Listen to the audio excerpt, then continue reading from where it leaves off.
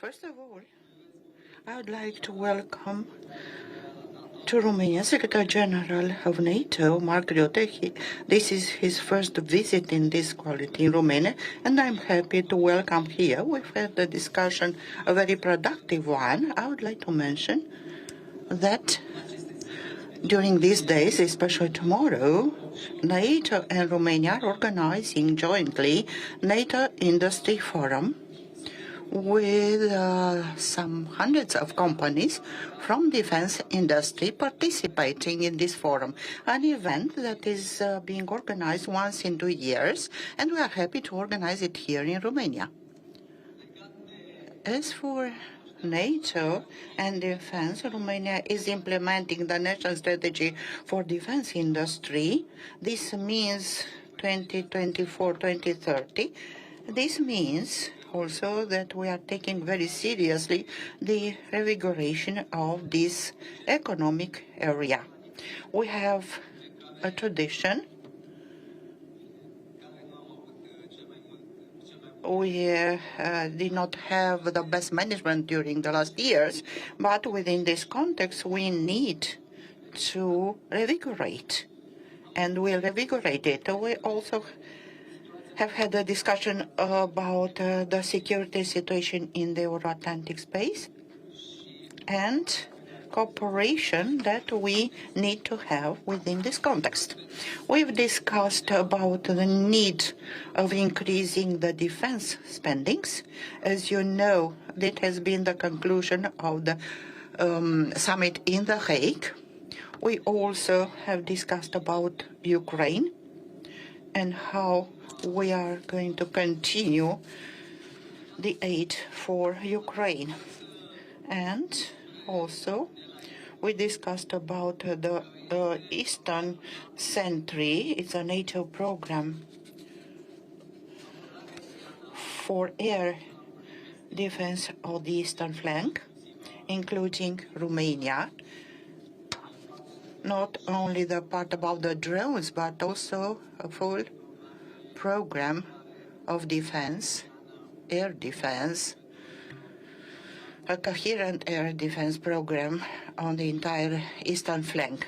And within this context, we also have discussed about the additional capacities that are to be brought to the entire eastern flank, including Romania. On behalf of Romania, I've also mentioned that Romania is to continue, as I've said, it will continue to invest in consolidating its capabilities, military capabilities. We have discussed a little bit about the Black Sea area, where Romania has a special interest of security. As for the eastern flank, also we've discussed about the hybrid threats and the way we can cooperate on this. We reaffirmed the fact that Romania will fulfill its obligations to which it committed and will continue to be a provider of security and of a country contributing to the Euro-Atlantic security. And as a conclusion of these discussions, I'm inviting the Secretary General to continue. The conclusion is that our country has allies, and it is accordingly protected against any threatening potential. Secretary General, dear Mark, you have the floor. And President Dan, dear Nicuşor, it's a pleasure to be here with you in Bucharest. And we had already indeed very fruitful discussions on my first visit in this capacity to Romania. For more than 20 years now, Romania has been a steadfast and valued ally. You host the French-led NATO Forward Land Forces, strengthening our deterrence and defense posture on our eastern flank. Next week, as part of the Dacian exercise, NATO will exercise scaling the presence from a battalion to a brigade. Romania provides important leadership in the context of the Black Sea region. You already mentioned it, which is, can I stress this, of strategic importance to the whole of the alliance. NATO also highly values Romania's, Bulgaria's and Turkey's efforts in this Black Sea region to expand demining and patrols. You contribute to NATO missions in Kosovo and Iraq, contributing to peace and stability beyond your borders. And you are a strong supporter of Ukraine as they defend against Russian aggression and pursue peace. Romania understands the importance of investing in defense, and you lead by example. You already spend more than 2% of your GDP on defense, with plans to increase to 3.5% by 2030. And an additional 1.5% of GDP is earmarked for defense and security-related investments. In all these ways, it is clear that Romania is invested in NATO, and let me be clear, NATO is invested in Romania. In recent months, you have seen Russian drone incursions into your airspace. NATO's response has been swift and decisive. Regardless of intent, NATO takes these incidents extremely seriously, and we will remain vigilant. Deterrence is the bedrock of our defense. And so we are making crystal clear that NATO is ready, willing and able to do what it takes to defend. This includes, indeed, activities like Eastern Sentry that add strength and flexibility to our posture along the entire eastern flank, including the Black Sea region. This means more capabilities that can be brought to bear whenever and wherever needed. There should be no doubt of NATO's resolve to protect the alliance on land, at sea and in the air. And we're working together with industry to secure the technology, artillery and ammunition we need to continue to defend every inch of Allied territory. And here too, Romania is playing an important role. Thank you again, because today and tomorrow I will attend, thanks to your hospitality, the NATO Industry Forum here in Bucharest, an event that really illustrates the best of NATO, bringing together civilian and military allies and partners, government officials and industry leaders, from big firms to the small startups. And we will be meeting with one shared goal: to help bridge the gap between what we have and what we need. NATO and the defense industry are working hand in hand to accelerate innovation, procurement and production. We are working together to scale up production while driving down cost, to speed up innovation and adaptation, and stay ahead of the curve, because our adversaries will continue to test us. We cannot be found wanting. We have vital work to do together. President Dan, dear Nicuşor, thank you once again for your warm welcome and your leadership. Again, thanks so much.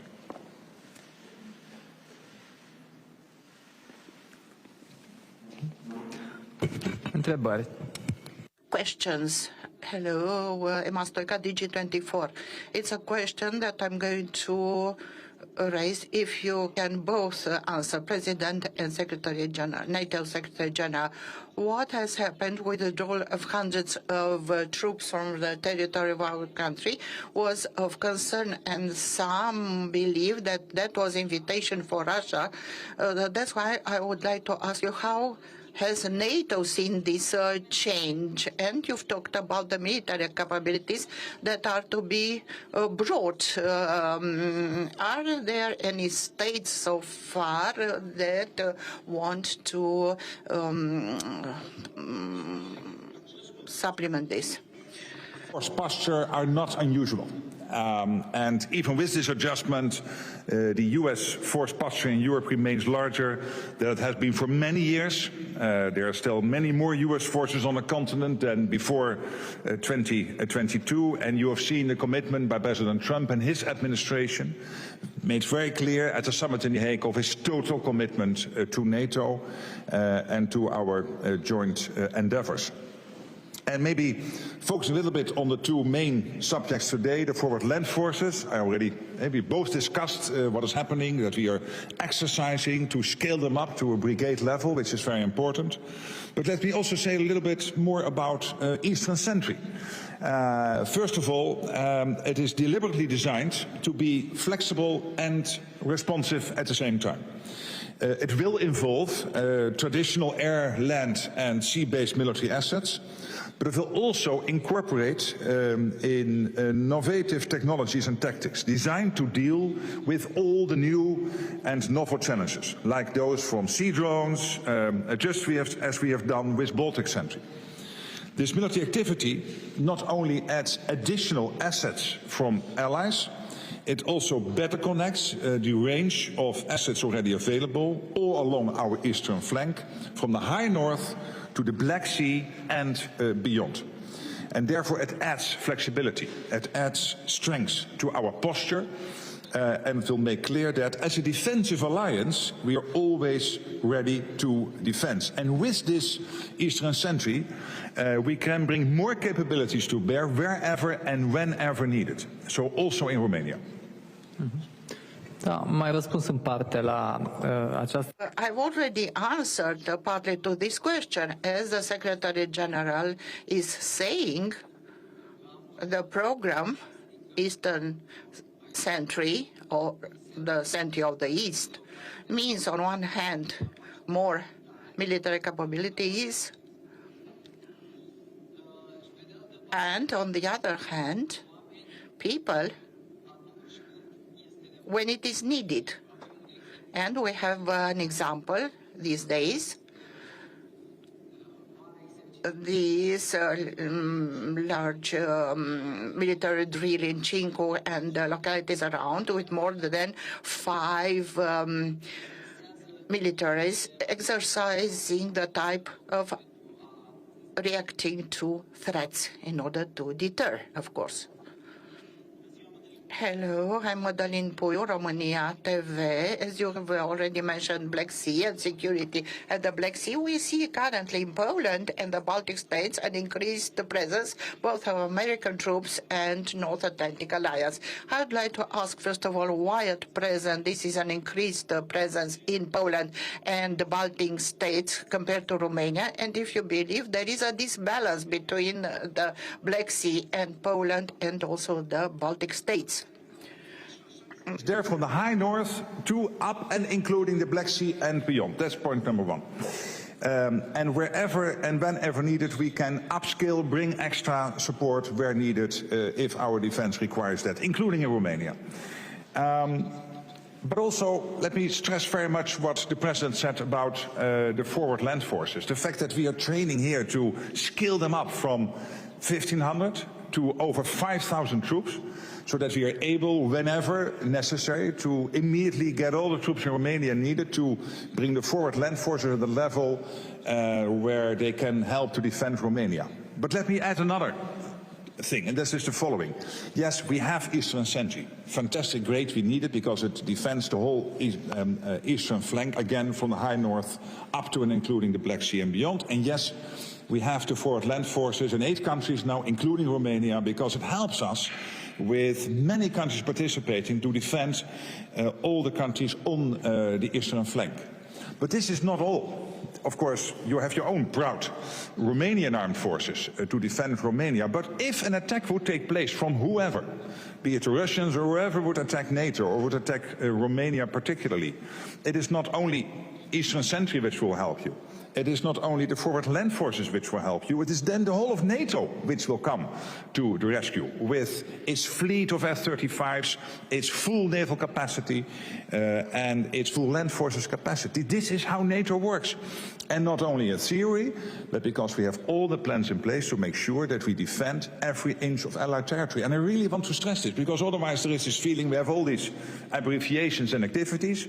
We need them on a day-to-day basis. We can scale them up wherever necessary. We can bring more capabilities where needed. But in the end, if this country would be under attack, it is 31 other nations coming to the rescue of Romania. This is how NATO works. And I think this makes us unbeatable, absolutely unbeatable. And that is why I believe that nobody will ever try. Nu există. Yes, there is no such division between North and South anywhere. Nowhere in the NATO plans, in the NATO strategies, in the different meetings, in the NATO programs, as the Eastern Century is, in the EU programs that are complementary, as the so-called the wall against the drones. This issue, in my opinion, does not exist. There is an approach, a joint approach about the eastern flank, because for NATO and Europe, the threat, the obvious threat at present, is in the eastern flank. And if there would be some threat on the southern flank, we'll have a uniform answer on that flank, on southern flank. Hello, Antenna 3 CNN. Question for both of you.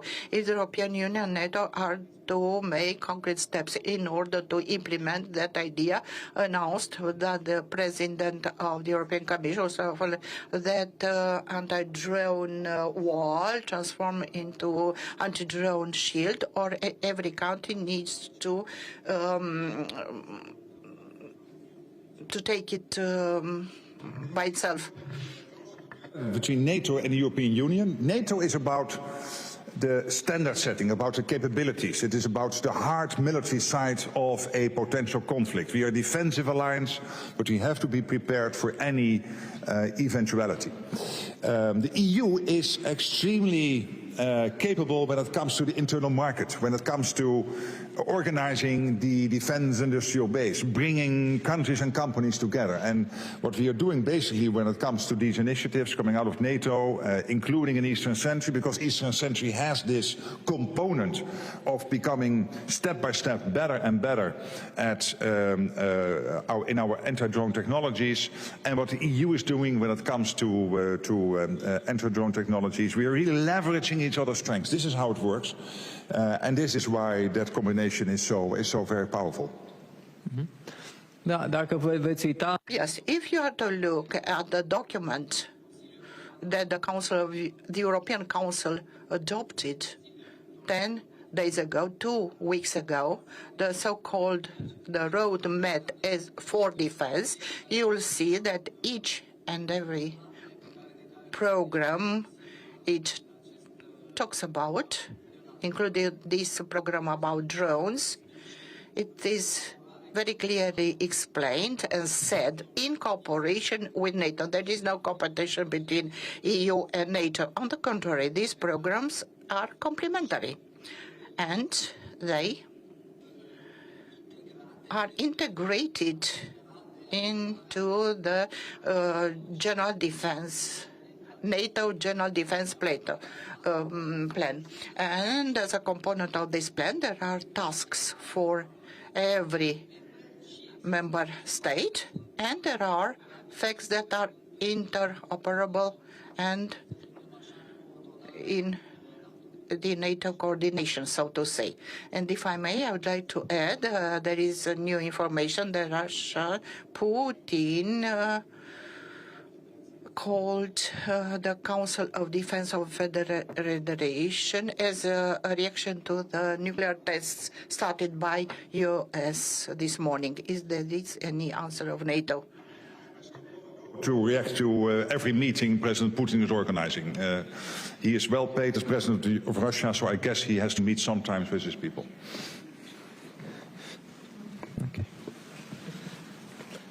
Hi, thanks very much for the press conference. Victor Jack from Politico. I just had a couple of follow-up questions on the first colleague that asked questions. The first being, even if it doesn't have any concrete material impact, symbolically at least, does the US troop withdrawal from Romania send a bad signal to Russia at a time when Putin is ramping up hybrid attacks against the alliance? And have any other allies already committed to replace these troops with their own? Thank you. Again, this happens all the time. I really think we are making a little bit too much out of this. So the US has a big presence in Europe. And that presence is there. And within that presence, they are always looking how can they make best use of their resources they have in Europe within, of course, helping NATO to defend every inch of NATO territory. These adjustments take place. Please don't read too much into that. The fact that we have Eastern Sentry, that we have the forward land forces, that we are scaling up to brigade level in the exercise next week, and all the other stuff we are doing is evidence that we are as strong as is necessary. And as I said, wherever and whenever needed, we can always scale up collectively, including in Romania. Da, la fel ca să completez ce s-a spus deja. In order to add what it has been already said, as it has been said in Europe and in Romania, the American presence is more powerful than in 2020. The military exercise taking place now is an evidence that we are coordinated for large movements of troops, and the Eastern Sentry wants to do that, to have united defense in the eastern flank. So there is no concern, no worry. Vlad Ungar, Romanian television, Secretary General, President, the latest assessment of NATO is about the evolution of hybrid war in Romania. What advice would you give to Romania in order to fight the hybrid war, especially that in Romania and Eastern Europe are citizens considering that Putin is a patriot? To hybrid, and the word is a bit strange, because on the hybrid we have seen assassination attempts, we have seen in some countries the jamming of commercial airplanes, which could pose great risks, of course, to commercial aviation. We have seen an attack on the NHS in the United Kingdom, so I don't like the word hybrid too much. But using, it is the accepted language, and clearly this is something where within NATO and within our allies we are working extremely actively to make sure that we counter whatever is necessary. I mean, you take, for example, the situation Christmas time last year when the undersea sea cable was cut between Estonia and Finland. We immediately launched Baltic Sentry, and that was launched to make sure that we would be able to use in the latest technologies, etc., to counter what happened there. So sometimes it is big what we do, sometimes it is smaller, sometimes you cannot see it, but we are working very hard collectively to make sure that we defend against any threat, including hybrid threats. Da, hibrid înseamnă mai. Hybrid means several things. It means cyber, it means, as Secretary General has said, attacks on the critical infrastructure. You've meant disinformation. This is relatively new for the member states, for the NATO member states and NATO. NATO has a strategy we talked about, and it's obvious that we need to cooperate and share our experience as for this relatively new threat. Thank you.